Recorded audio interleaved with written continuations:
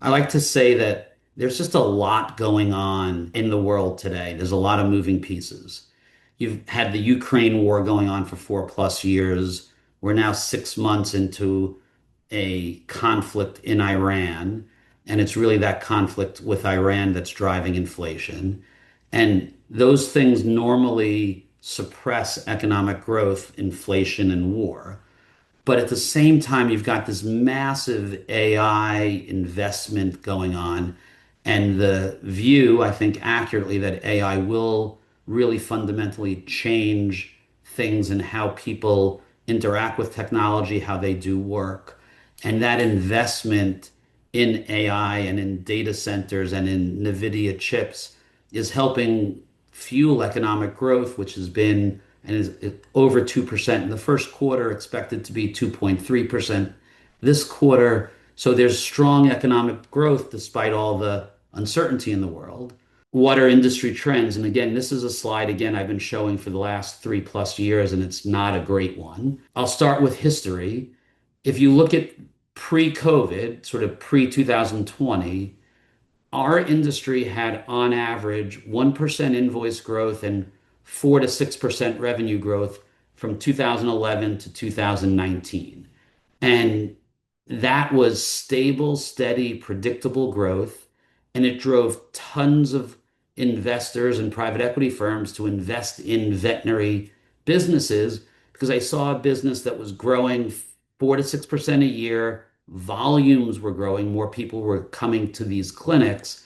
And that was a really positive trend that led to a lot of investment capital. Then COVID upended it all and the industry took off during COVID. There was unprecedented demand. It was challenging to operate in a drop-off environment. Visits went through the roof. Some veterinarians left the profession because they were overstressed. But once COVID settled down, there's been sort of a big hangover from this growth. And this blue line is the 4.5 years now of invoice decline year over year.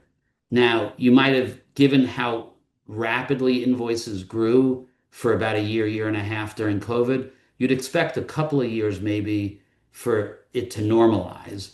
But 4.5 years is a long time. And how long will that trend continue? Sort of one of the fundamental questions investors and we are trying to understand. We've thought it would impact valuation, and thankfully it hasn't yet, but will it in the future? I don't know the answer.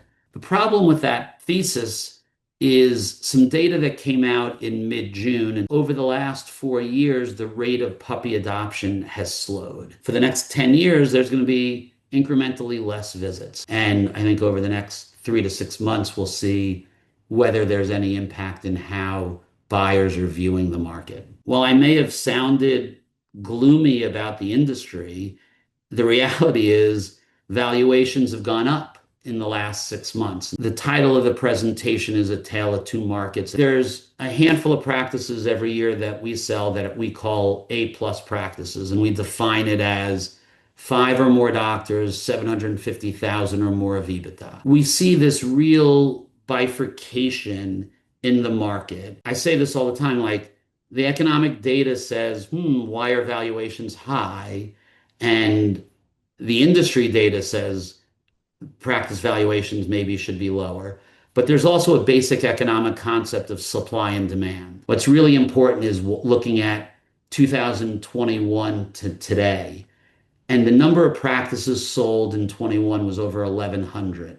And that number has steadily declined.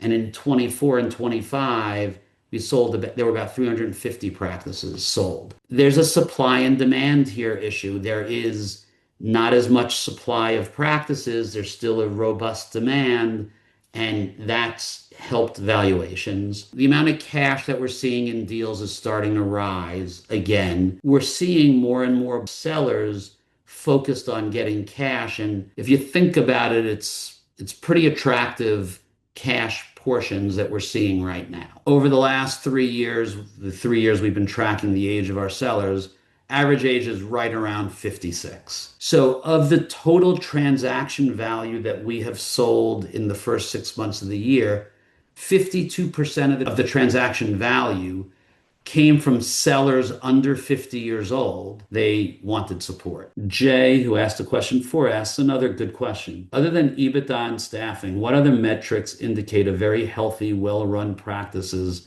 that buyers look for? Great question. I spent a bunch of time talking about invoice growth and that the industry has negative invoice growth. The first thing buyers look at is, are invoices growing at a faster than the market rate? So if your invoice growth is positive over the last 2 or 3 years, while the market's down 2 to 3%, that's a big deal. And so invoice growth is really important. Your staffing levels are important. Your building is important.